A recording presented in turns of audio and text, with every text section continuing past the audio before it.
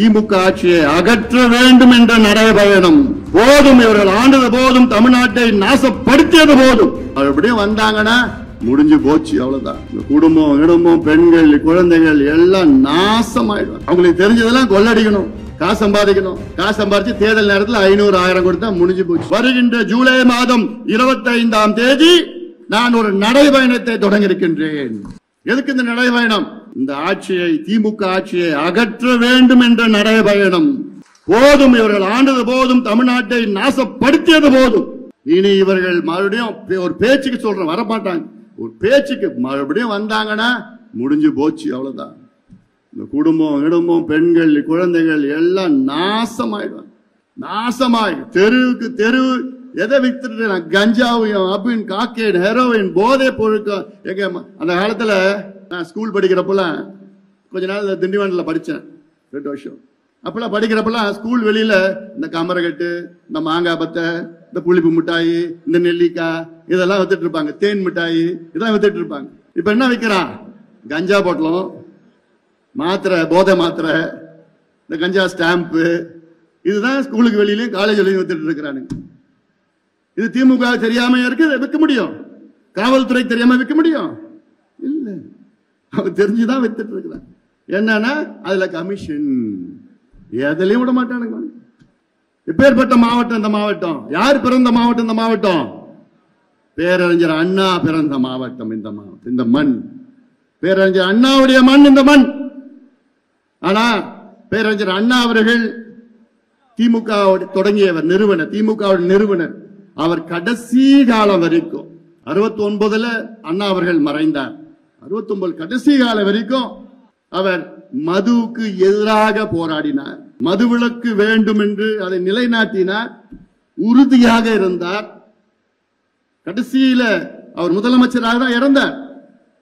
அப்ப கூட எவ்வளவு கேட்டாங்க அவர்கிட்ட, அண்ணா கிட்ட, எப்படியாவது வருமானம் இல்ல அரசுக்கு, அந்த மதுவிலக்கை உடைத்து மதுவை விற்க வேண்டும் என்று அதிகாரிகள், அவருடைய அமைச்சர்கள் எல்லாம் சொன்னப்போ நிச்சயமா முடியாது, மதுவை விற்பது அரசு விற்பது. அப்போ அவர் சொன்ன வார்த்தை, குஷ்டரோகி கையில வெண்ணெயை இருப்பது போன்று சொன்ன வார்த்தையெல்லாம் நம்மளால மறக்க முடியாது.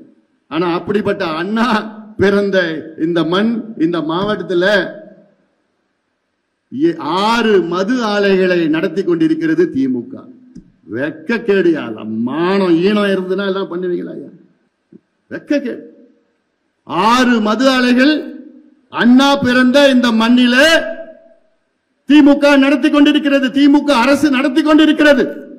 அந்த 6ல 5 திமுக ஆட்சிக்கு வந்து அதற்கு உரிமம் கொடுத்திருக்கின்றார்கள். வெக்கக்கேடு.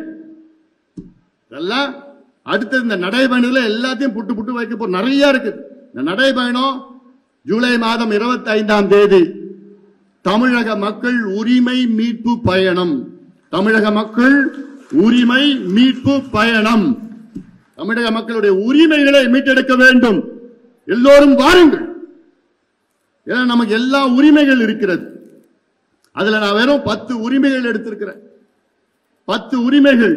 ஆனா இந்த 10 உரிமைகளும் எல்லாமே அடங்கிடுது. இந்த 10 உரிமைகள் அரசியல் சாசனம், கான்ஸ்டிடியூஷன் ஆஃப் இந்தியா, அதுல நமக்கு பல உரிமைகளை கொடுத்திருக்கிறது. அதுதான் இந்த உரிமைகள். இந்த உரிமைகள் நம்முடைய உரிமைகள். அதை நிலைநாட்டுவது, நிறைவேற்றுவது அரசினுடைய கடமை. ஆனா இந்த திமுக அரசு நிறைவேற்றிச்சா? அதை பத்தி என்னன்னு தெரியாது. மக்களுக்கும் உரிமை தெரியல, திமுக அரசுக்கும் கடமை தெரியல. அவங்களுக்கு தெரிஞ்சதெல்லாம் கொள்ளடிக்கணும், காசு சம்பாதிக்கணும்.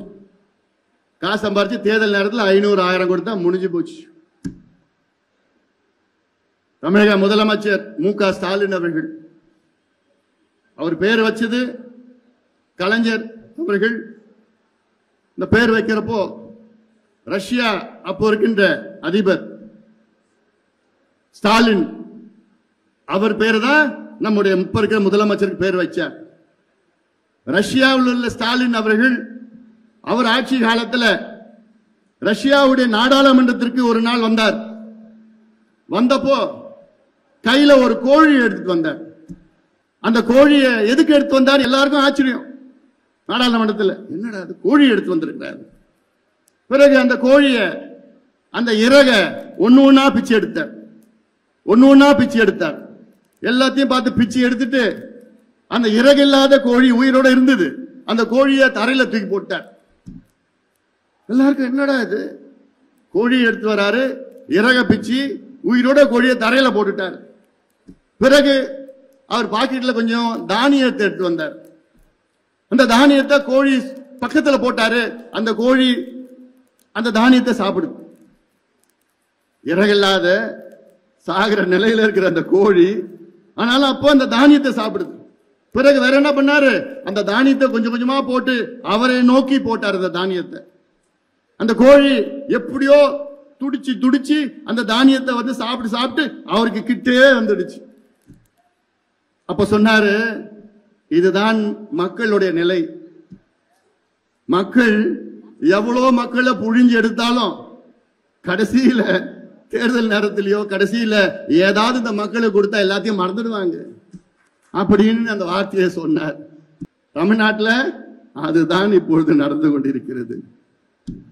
மக்களை எவ்வளவோ புழிஞ்சு எடுத்துக் கொண்டிருக்கின்ற திமுக, மக்களை பற்றி கவலைப்படாத திமுக, பெண்களை பற்றி கவலைப்படாத திமுக, விவசாயிகளை கவலைப்படாத திமுக, நெசவாளர்களை பற்றி எந்த அக்கறை இல்லாத திமுக, அரசு ஊழியர்கள் சொன்னேன் போன தேர்தலில் ஒட்டுமொத்தம் அரசு ஊழியர்களும் குடும்பம் குடும்பமா பாஞ்சி பாஞ்சி ஓட்டு போட்டாங்க திமுகவுக்கு. மீதி திமுக அவங்களுக்கு என்ன போட்டுச்சு, இப்போ பட்ட நாமத்தை போட்டு. இனி யாராவது அரசு ஊழியர் திமுக சார்பில் எங்கேயாவது தெருவில் ஓட்டு கேட்க முடியுமா? முடியாது, முடியாது. இன்னைக்கு பெண்கள் திமுக சார்பில் எங்கேயாவது ஓட்டு கேட்க முடியுமா? பெண்களுக்கு பாதுகாப்பு இருக்கா? யாராவது பெண்கள் சாலையில தனியாக போய் நடந்து போக முடியுதா? இப்போ ஒரு பக்கம் சாராயத்தை கொடுத்துட்டாங்க, மறுபக்கம் போதை பழக்கம், எங்க பார்த்தாலும் போதை போதை. அண்ணா யூனிவர்சிட்டியில படிக்கிற பெண்களுக்கே பாதுகாப்பு இல்லை. உங்களுக்கு எல்லாம் நீங்க எந்த நிலையில? சென்னையில் உள்ள அண்ணா யூனிவர்சிட்டிக்குள்ள பெண்களுக்கு பாதுகாப்பு, நீங்களாம் எந்த மூலைக்கு எந்த நிலையில? நீங்களாம் அதனால பெண்களுக்கு பாதுகாப்பு இல்லாத பெண்கள் விரோத ஆட்சி இங்கே தமிழ்நாட்டில் நடக்கும்.